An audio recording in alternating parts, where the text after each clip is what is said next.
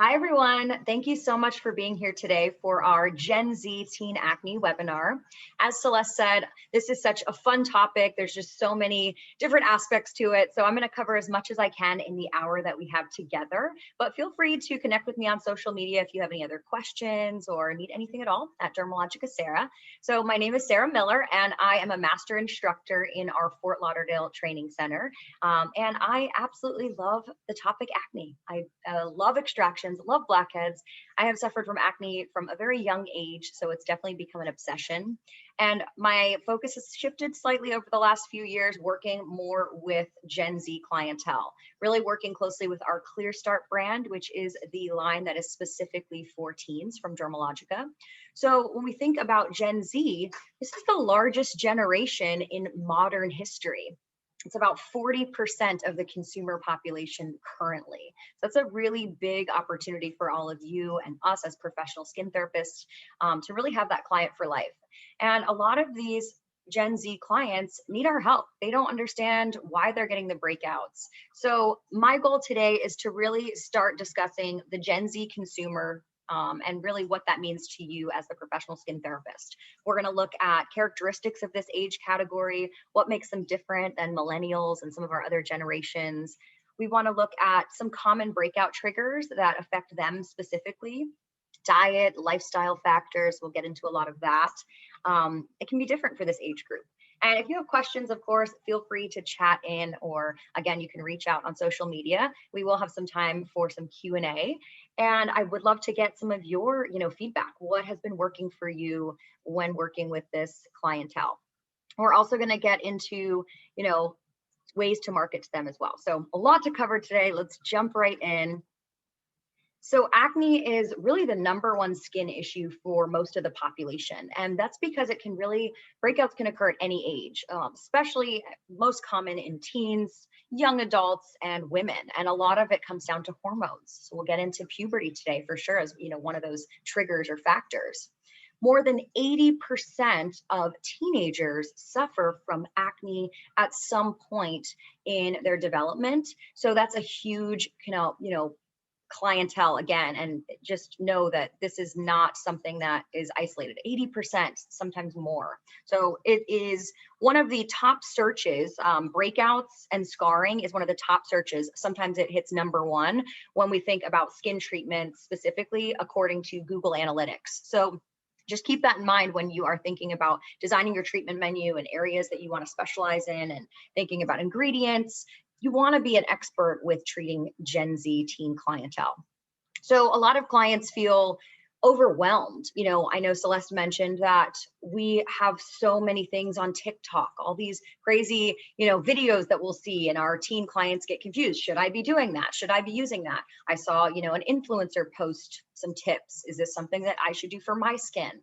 And we know that one size does not fit all, especially when it comes to the approach of treating acne. So we really need to have multiple treatment strategies and ingredients to really help these Gen Z clientele. So I want to start our class by talking about who is Gen Z. Gen Z, also known as I generation, Gen Zoomers, sometimes they'll say Zoomies. If you're an international, really America's the only area that we're the only kind of country that calls them Gen Z. Everyone else says Z, so they pronounce the letter Z, Z. So you may see Gen Zers or Zers, things like that. So they are the most diverse generation that really the world has ever seen, with that's racially and ethnically, with 48% of them identifying as non-white. And they were born right between 1995 to 2009. So they're currently between the age of 12 to 26. Now, I do like to say that some of our kind of clients may associate, maybe they're right on that cusp where they're like, nope, I feel like I'm more of a millennial because I was born in 1994 or 1995. They might be like right on that kind of threshold, which is fine. So 12 to 26, we'll say, give or take. You can see the generation coming up right behind them is going to be our Gen Alpha. So this will be our next generation of teens to look out for. So kind of be on the lookout for them. And then the generation right before, so our previous teens that are just now, of course, no longer teens, are millennials, also known as Generation Y. So 67 million Americans are part of Gen Z. This generation has been raised with a connection to digital, right? So really from the moment that they were very young, they have had access to technology. So they've really grown up in a, true tech age. It's not common for many of them as kids or as, maybe in middle school. They've really had kind of iPads around the whole time. They've had tablets, they've had, smartphones from a very young age. So it's just part of, it's nothing new for them. It's just part of kind of growing up. So if you think about how many of you are on TikTok, Clubhouse, Discord, Snapchat, Super Great, maybe you have kind of smart devices in your phone.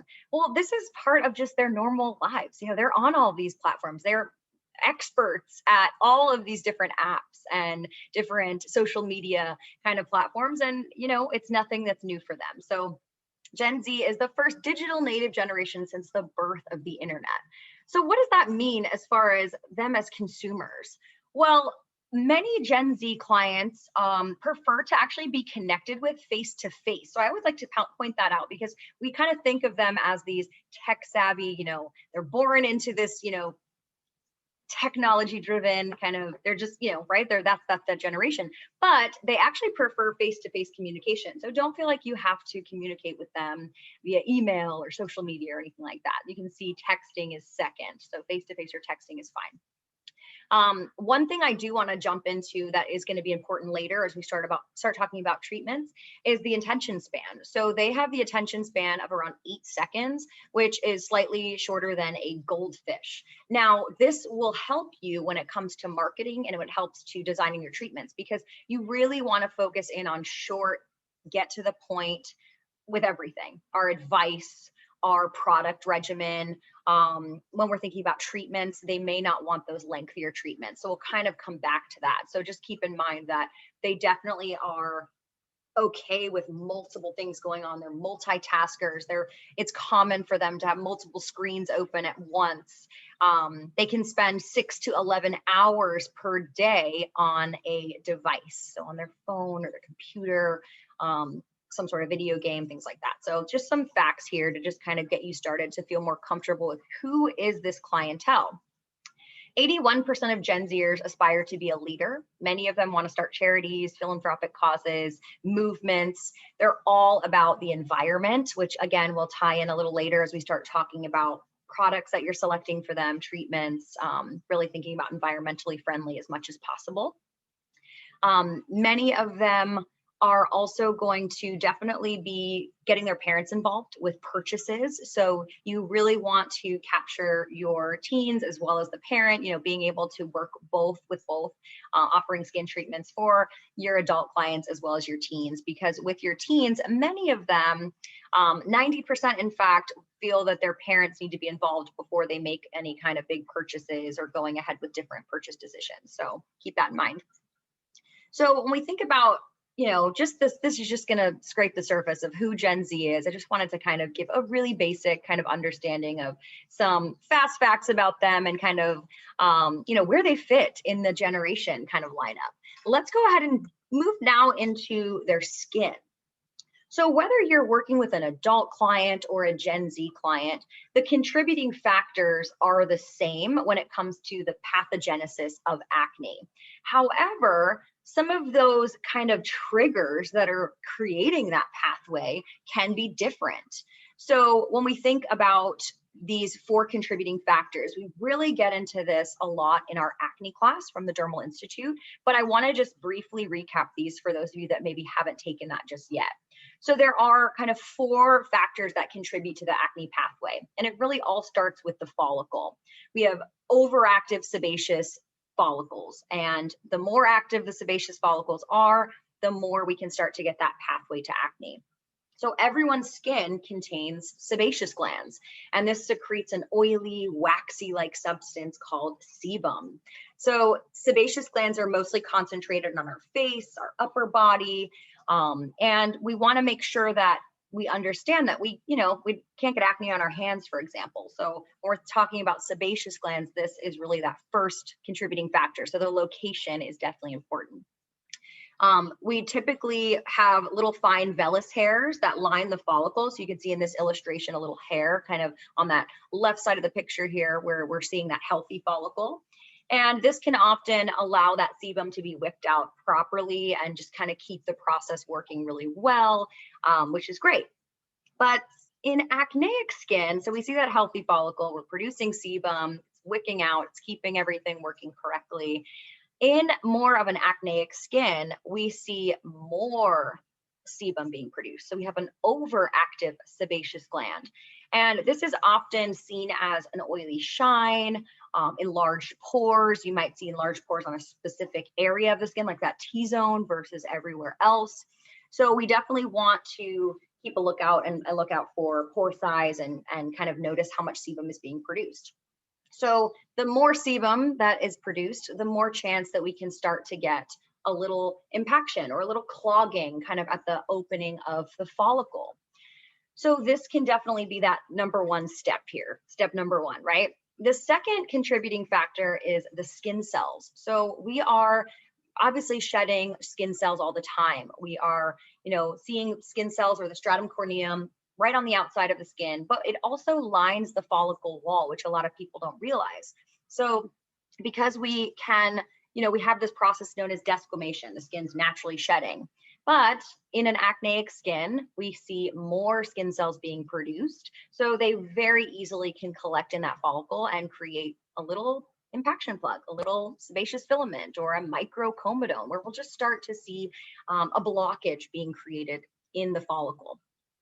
So that's really contributing factor number two. So we have sebum, the more opportunity that we can start to get that acne pathway. Skin cells, the more skin cells that are hanging around and really being retained on the skin versus desquamating and being exfoliated or shed off, we're starting to get more of that chance for the acne pathway. So that's contributing factor number two. The third contributing factor is going to be bacteria. So specifically, we talk about Propionibacterium or P. acnes. That's really going to be the bacteria that we focus in on most for our acne vulgaris. And really, when we think about kind of that contributing factor three, because P. acnes bacteria actually likes to eat sebum, specifically triglycerides, which is going to be one of the components of sebum. So the more bacteria that we have, the more that bacteria is able to feed and spread. And the worse the problem is going to become. We can start to get an inflamed acne lesion versus non-inflamed. So we have kind of two different types of lesions, inflammatory lesions versus non-inflammatory lesions. So as that pathway progresses and we start to see that inflammatory pathway taking place, the bacteria hates oxygen. So when we're really getting that anaerobic environment, which is without oxygen, now that bacteria is able to really create a lot of irritation within the follicle, in the follicle lining. It's going to multiply, it's going to consume the sebum, and the follicle is going to swell, as we see in this picture. I love this picture because it's just a great illustration of what's happening. At this stage, we start to see inflammation, we start to see that irritation on the surface, as well as it can be very painful underneath the surface as well. So again, 4 contributing factors, and I highly recommend, taking that acne class for more on this so that you get more information. But when it comes to adult acne versus our Gen Z or teen clientele, those 4 contributing factors are pretty consistent with what's happening under the surface of the skin. But how it all starts can be slightly different, right? Our Gen Z clients, for example, may have a specific diet concern that maybe starts to trigger an increase of sebum that then increases the whole process, right? So that whole pathway just takes off. Whereas our adults, it might be more stress related from work. So the science is the same, but there are a lot of differences that I want to really kind of focus in on. So we have this little chart just to kind of show you and showcase kind of adult acne versus Gen Z acne. So adult acne is actually more common in women 5 times more, in fact. Whereas with Gen Z, we're going to see it's more equally common in teen girls and teen boys. One thing I like to point out is girls can experience puberty slightly earlier. And then we have seen a lot of cases reported that boys tend to get maybe more severe acne due to testosterone. So that's just kind of a slight kind of thing to make note of. Causes. The biggest causes with adult acne is hormonal fluctuations, chronic stress, environment. Whereas teens, the biggest cause is puberty, which is something that's out of our control, right? We're all going to be going through puberty. All of our teen clients are going to have that experience.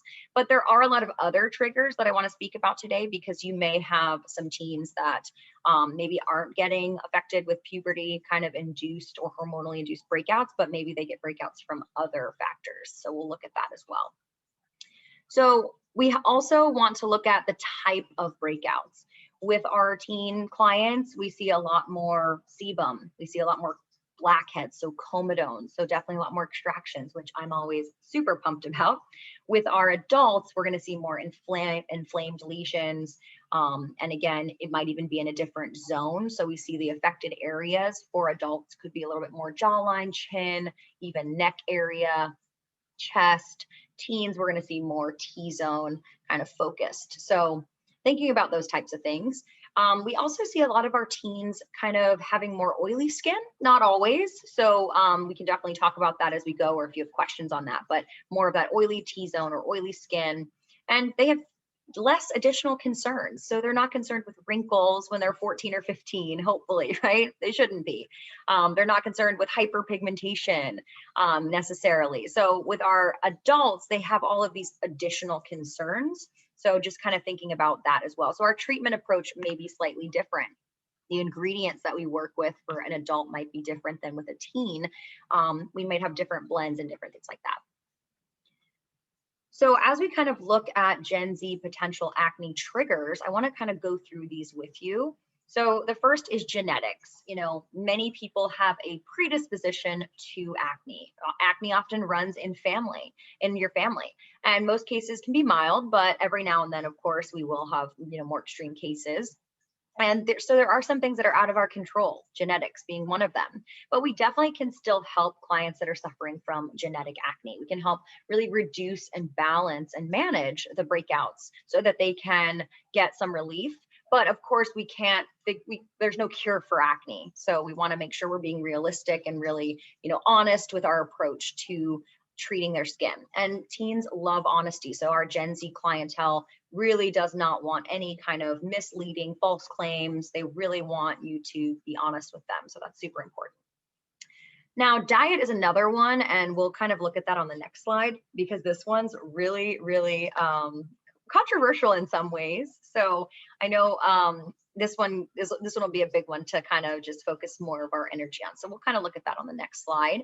What about medications? There are some medications that can cause acne. It's not super common, but it can be a culprit for some people. And a lot of the medications that are potential acne triggers are not usually things that our Gen Z age category would be taking. But I did just make a couple notes here that if we have adolescents under the treatment with certain steroids, anti-epilepsy medications, lithium, some hormonal contraceptives, so some birth controls that can release progesterone. So there are definitely some things, but it's not a huge trigger for most people. It's going to be a less common kind of cause. Cough medicines, sedatives, so bromides and iodides, so medications that contain those, anything that is, affecting hormones, essentially. Again, not going to be as common, but we can definitely see that. Some vitamins. So I see Maria's chatting in that she had a client taking a couple vitamins that was younger, taking a lot of biotin and probably way too much of the recommended dose and getting some breakouts. So yeah, they're, be on the lookout for, what they list as to what they're putting in their bodies. Are they taking, a lot of supplements? That can be great, but that can also, especially if they're taking too much of what their body needs, then that can be a problem. So depending on high doses of vitamin B, we want to be careful. Stress. So stress is a really big one for our Gen Z clients. Some of the statistics coming out are, troubling. There was a specific poll that came through, and basically they spoke to 13 to 17-year-olds, and they found that 7 in 10 say anxiety and depression are a major problem among themselves and their peers. So we definitely need to be aware that the Gen Z clientele is experiencing anxiety and stress. Some of the biggest pressures are some of the biggest things that were causing the stress and the anxiety. Of course, academics was the top of their list. With obviously the last couple of years not getting any easier with home school, Zoom, things and everything. So really thinking about, that number may be higher. 61% of teens say they feel a lot of pressure to get good grades, a lot of pressure to look good, a lot of pressure to fit in socially. And then some even say they're feeling pressure with drugs and alcohol. And, so all of that can contribute to stress. We know that stress can be a acne trigger for some people, for sure. Not for everybody, right? We definitely, that's what I love to mention about these different triggers is some of our teens may be really stressed out and they don't experience breakouts from that specific trigger. Whereas you may have another teen that right when a test comes up, they're breaking out like crazy because they just, it's just the way their body is kind of processing that. So it's interesting to kind of see some of these different triggers. Some of them can be a big trigger. Diet, for example, which is what we're going to look at on the next slide, can really be an issue for some of our Gen Zers and others not at all. Other lifestyle things to just mention, maskne. So a new trigger for us to consider, that friction. Gen Zers wearing masks all day to school in some cases, friction, pressure on the face. And, there's a lot of different things, when we think about prior to the mask kind of new thing. What about bike helmets, headbands, purses, anything that's kind of creating friction? That can definitely be something to think about. Over exfoliation, sun exposure, of course. So when we think about these lifestyle things, it's a big category, but I just wanted to touch on some of them. Maybe some social media influences. So maybe they saw something on TikTok or on Instagram Reels or, something and decided to try it on their skin, and that actually made them break out. Maybe one of those home concoctions or something that someone was doing in their kitchen. There's just so many things that we see where we're like, please don't do that. There's not, that's not going to be safe. And it's, let's not do that. So I've gotten a lot of my teen clients saying I broke out because I saw something online and tried it. Oh, Clarissa's chatting in that she had the same thing happen. Yes, I'm with you. A lot of our teens, they see things online and they're like, oh, I'm going to make a little yogurt mask in my kitchen. And, the yogurt has artificial colorants and all kinds of additives that aren't good for their skin. And, then they end up having issues. So definitely want to kind of think about lifestyle. What all are they doing? Trends. There's so many different trends kind of going on with skincare. More devices. When we think with our Gen Zers, they're plugged in. Are they, getting breakouts from headsets and AirPods and, all the video game kind of contraptions that they're utilizing? Of course, the number one cause of teen acne is puberty. So hormones, the increase in sebum production can occur as early as 2 years before puberty even really any other signs kind of take over. And we've seen puberty kind of coming younger and younger for a lot of people. It can be as early as 9 where they're starting to experience skin bumps and different changes. The pores start to get more coarsened. We start to see sebaceous glands kind of really developing around the nose, the middle of the face. I love this question from Tina. She said, can you tell what a teen's skin type is? Not exactly, because they're still developing. So you may not really be able to notice a 10 or 11 or 12 or even 14 or 15-year-olds pore size just yet, as they're kind of still developing. But still do obviously a thorough skin analysis, have that conversation with them, but just be aware that their skin is producing more oil because of puberty. That may, of course, balance out as they kind of get older, and they may end up being more of a dry skin or combination skin or more of a balanced skin type. So yeah, it just depends. Some of my teen clients, I'll have like a 16 or 17-year-old come in and I'll be able to know her skin type.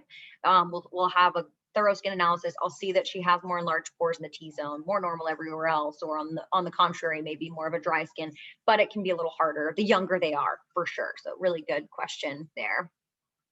So when we think about hormones, we also can, of course, see a lot of other changes: facial hair, vocal changes, scent profile changes, increase in sweating. Obviously, monthly cycle kind of starts to come for girls. So it's not just the skin that they are experiencing changes with when it comes to hormones and puberty. So hormones is definitely the most common.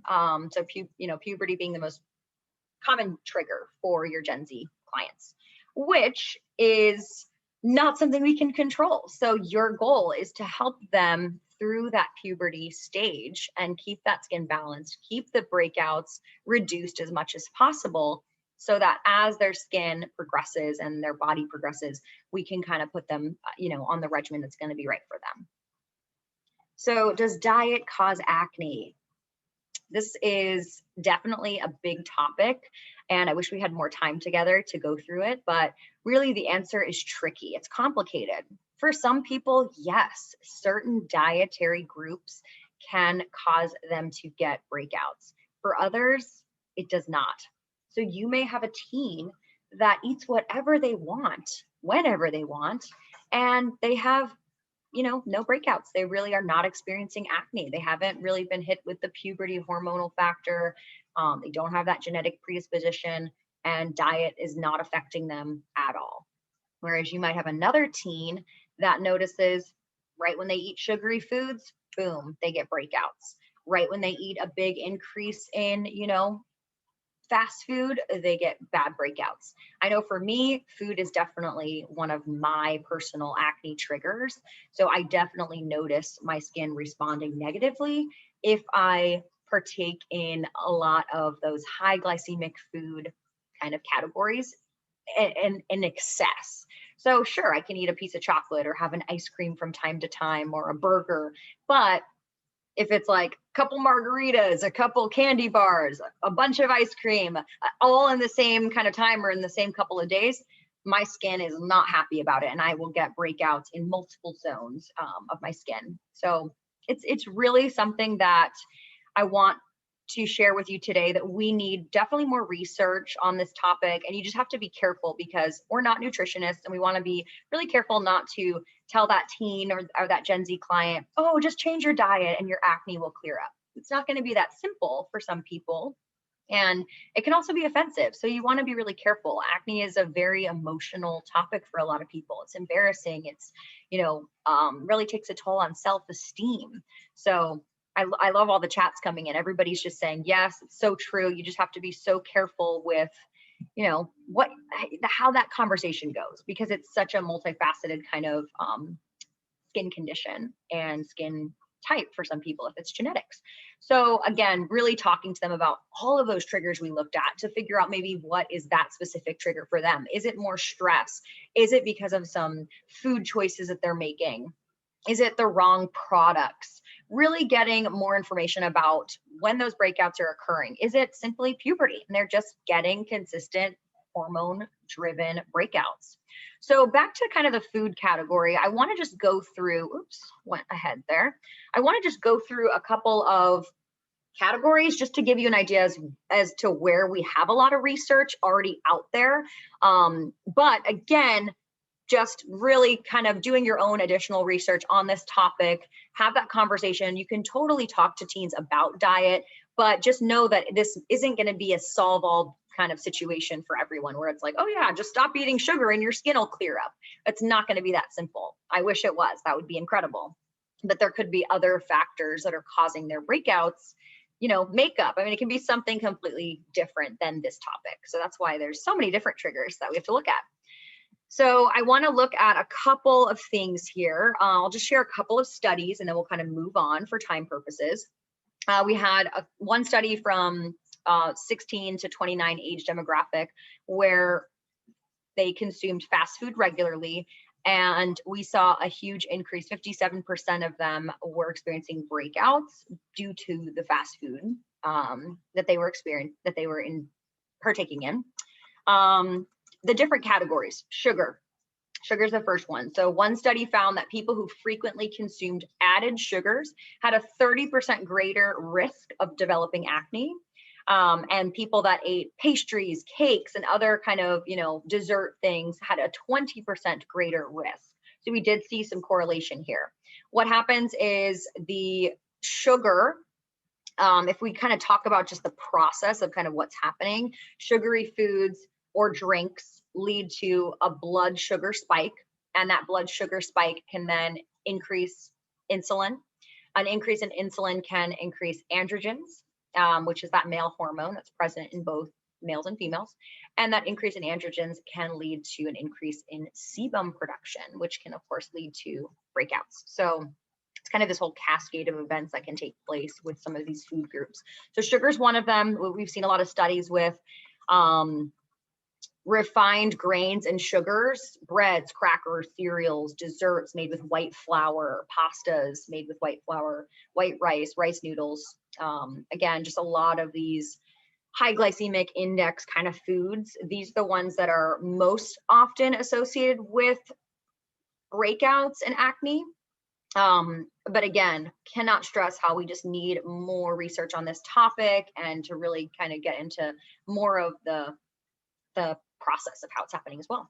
Dairy products is a really big one for a lot of people, and we see a lot of studies conducted with this particular category, where we saw on teens specifically showing a consumption of milk led to an increase in acne, but they were not really able to get the exact link of the milk of kind of what was clear. So with that kind of sugar, we have kind of a little bit more clarity, but again, a lot more studies kind of needed. Milk is known to increase insulin levels, which affects, again, that blood sugar. So similar to that cascade that we just talked about. Fast food, big one, lots of studies kind of going on with that. We see a lot of our Gen Z clients. It's easy to, lunch break, high school, you're already driving, or there's maybe a fast food place really conveniently, you go with your friends. It's just something that we see more of that generation kind of partaking in. Chocolate. So chocolate was another one where there's been a lot of studies with that. Greasy foods, different protein powders, because again, they may have other things in there, a bunch of supplements, different things that maybe your body doesn't need or you're already getting enough of. So I think we covered a lot of the different ones. And then finally, just what if there's a food that you're individually sensitive to? So you may have a teen that, there's just a certain food group that they have to avoid, or a certain type of food. I have a couple teens that they just have to be really careful when it comes to a lot of the added sugars. They're fine eating fruits and things, but anything that has added sugars, they, have a lot of issues with. So some of those kind of additives can be tough. So what about change in diet? So exercising, maybe going on an elimination diet. Think about your teens that are participating in different sports. Maybe they are, cutting down on carbs, or they're going to participate in, different things. That can definitely cause the skin to purge temporarily, or we may see some breakouts, most of the time temporarily when we're having big changes to diet. But again, think about that. So for time purposes, I'm going to spend very little time here, but I just wanted to point out just how many trends and myths are in the Gen Z world with skin. So we just see a lot of different misleading things, drinking chlorophyll or putting homemade concoctions on the skin, using just straight turmeric and just things that we just don't want our teens to do. Toothpaste as a spot treatment.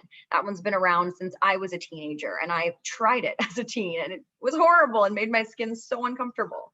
So we want to be really just forthcoming and educate our teen clients as to what works and what doesn't, and don't let them get swept up in the different trends and myths. And just because a video has 4 million views doesn't mean it actually works on the skin. A lot of these viral videos can be really dangerous.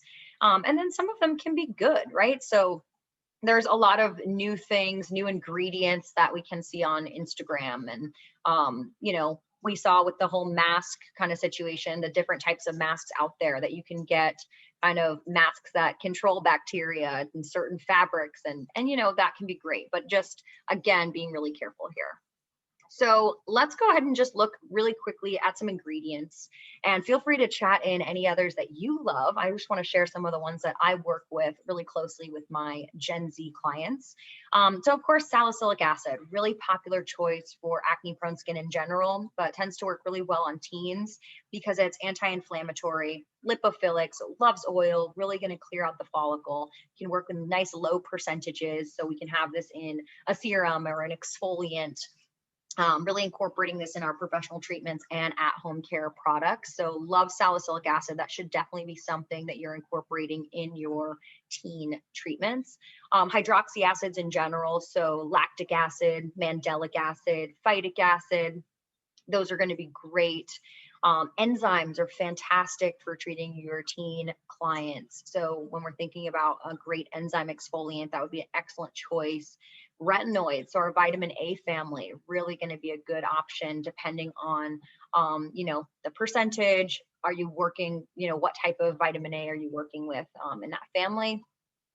Azelaic acid derivatives can be fantastic. Green tea, really great for calming and soothing. We don't want to just think about the acne and the bacteria. We also want to think about really hydrating and maintaining that barrier function and really keeping that skin healthy. Cucumber extract, green tea, we said, witch hazel can be great for tightening pores, especially blended. So you don't want to use it straight on the skin, but a nice blend. Niacinamide. So niacinamide is my favorite ingredient on the market. I want to just bathe in it. I love it. It's so good. It's vitamin B3, and it's just so incredible because it does so much for the skin. It has brightening effects. It can help boost our antimicrobial lipids within our skin. It can help with large pores, help with post-breakout marks. The list goes on. So definitely get that niacinamide into that skin, into that teen's home care routine, as well as the professional treatments that you're doing. Clays, great option for your teen clients. Hyaluronic acid, our tea tree, meadowsweet extract, sulfur. I see a bunch of people chatting in some really good ones as well. Love hyaluronic acid for sure. We don't want to forget about that for our teen clients. So there are so many great ingredients that you can incorporate. This is just like a starter list, kaolin clay. And I just pulled pictures just to kind of keep it fun. There's a few others on this slide, but I know we're kind of running low on time, so I just want to kind of move on. So what about professional advice for Gen Z clients? You know, a lot of my Gen Z clients, I had this question, I wanted to address it now, so I just saved it for now, is, you know, what if our clients, Gen Z clients, are picking? Unfortunately, it's really hard to get clients to stop picking. So maybe work with them instead. Show them the correct way to extract, so they're not going in with their nails or with dirty fingers. Show them how they can wrap their fingers and roll the breakout safely from the skin versus potentially harming their skin. Give them rules. They have to sanitize their hands prior. Give them set kind of guidelines. They have to cleanse their skin before and after. We can, you know, make sure that they're hopefully extracting the right way, because unfortunately they're going to pick, but I just have kind of said, if you can't beat them, join them. And I've gotten to the point where I'm like, okay, I'm going to show you, you know, give you some rules. You're only allowed to do, you know, extractions that are on non-inflamed lesions. Do not make no blood. And I just kind of give them a very basic lesson. And that's really helped a lot of them to realize that, you know, I don't want them to get scars. I'm on their side. I get it. When you have that really big blackhead, it's so hard to leave it and wait for that professional to extract it, but we need to do it safely. Teach them about the importance of moisturizing. A lot of teens think, oh, my skin's oily, I don't need a moisturizer. So really explaining to them how your skin does need a moisturizer, and that will actually help to balance the oil within your skin. Talk about lifestyle things that it can do, cleaning makeup brushes, not sharing makeup brushes, their cell phone that has tons of bacteria. Let's, you know, talk to them about changing their pillowcases and just cleaning things that, you know, are they're interacting with. Again, in a very educational way. We do not want to be offensive or, oh, all you have to do is clean this and then your breakouts will clear up. Again, no false promises or misleading kind of, you know, it's just important to be, educational, but their buddy and their skincare coach. I always feel like I want to be on their side and not be the bad guy that's telling them everything they're doing wrong. Of course, don'ts would be not using soap, picking or squeezing at breakouts is definitely a don't. But again, if you can't beat them, join them. I've really learned that a lot of my teens are still going to pick. So I just have to kind of, re-educate them. Sleeping with makeup on is a big don't. So hairstyle products can even cause breakouts. So just some things here. What about treatments? So when it comes to professional treatments, you definitely want to, of course, go through a really thorough consultation. Shorter treatments tend to work best for Gen Zers. So I just have a couple of just points here for things that you can do. I know we're running out of time, but this is just a good starting point. They love what's trending, gua sha, ASMR. They love DIY things they can do at home, the pimple stickers, things they can Snapchat, Instagram, things that are going to be really bold and fun that they can, show their friends. When we think about professional treatments, again, just more from that first slide. I couldn't fit it all on one slide. Just some other lists here. Feel free to, screenshot this so that you can kind of have this information just as you're kind of designing your treatments of what should be included for your Gen Z clients. They love technology and the power of touch as well. So you don't have to just incorporate machine after machine after machine. So I know we don't really have time, but I do have some videos on my Instagram of teen clients treatments and my Gen Z clients that I have. So you can feel free to watch this if you want to. Dermalogica Sarah. And what to call your treatment.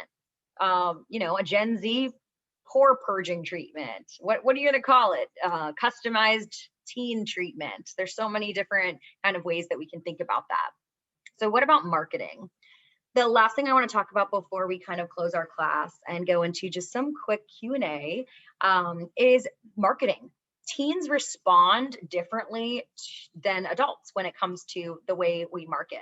So you want to think about short form content, quick, easy to read, easy to understand, 10-second video clip. We talked about their attention span being about 8 seconds. So they're not usually going to be watching those 5, 10, 15-minute videos. They want quick type information and content. Having a clear mission. What do you believe in and why? They respect entrepreneurs. Many of them want to be entrepreneurs. What made you become a professional skin therapist? Is it because you want to make people feel good? You want, to lower stress. You want to provide education. There's so many whys behind why we're professional skin therapists. For me, it was because I've had acne from such a young age and I want to be able to help other people. How are you as a PST improving society? So socially responsible professional skin therapists are very appealing to Gen Zers. They love companies that care about the environment. They love companies that are going to really take that extra time to be socially responsible. Having accountability, all about skin acceptance. Acne is normal. Really be forthcoming with them. Don't make them feel like they're doing something wrong because they have breakouts. Make sure they know that acne is normal and we can work together. It's a partnership. You want to be authentic and trustworthy. And again, being bold with your treatments is exciting as well. So I really, really hope that this has helped you. I'm going to go ahead and read through the chat just so I can kind of address some of these questions as we kind of go into our closing here. So yeah, feel free to chat in anything, but thank you all so much. And again, just being kind to your acne clients. Many of you I know chatted in that you suffer from acne. You have a lot of teens that have acne. And we just have to remind ourselves that Gen Z clients make up 40% of our US consumers. So it's just a huge opportunity for you to gain new clients, a whole new generation where you're going to be able to have them for life, hopefully bring them into adulthood, really transition their skincare routine as their skin changes and develops. So a couple of great comments coming in. Thank you all so much. A couple of people are asking if they should post TikToks or Reels. Definitely, that short form content is great. We had some before and after pictures on the previous slide. That is fantastic. Sharing about, if you're working with a skincare brand that is using packaging that's environmentally responsible, or maybe they, are using renewable resources. Cruelty-free, sharing that you're working with a cruelty-free brand. That's going to be really appealing to our Gen Z consumers. Let's see, any other questions that we have coming in? Excellent. I think we're good. So thank you all so much. Again, if you have any other questions about this topic, I know we fit in a lot of information into the time that we had together. So it's a huge topic. I could talk about it all day long, but I wanted to just kind of get in a little bit of everything just to kind of, pique your interest, and you're just going to be fantastic with treating your teen Gen Z clientele. So thank you all so much, and I look forward to connecting with you in the future. Bye. Have a great rest of your day. Thanks, Celeste.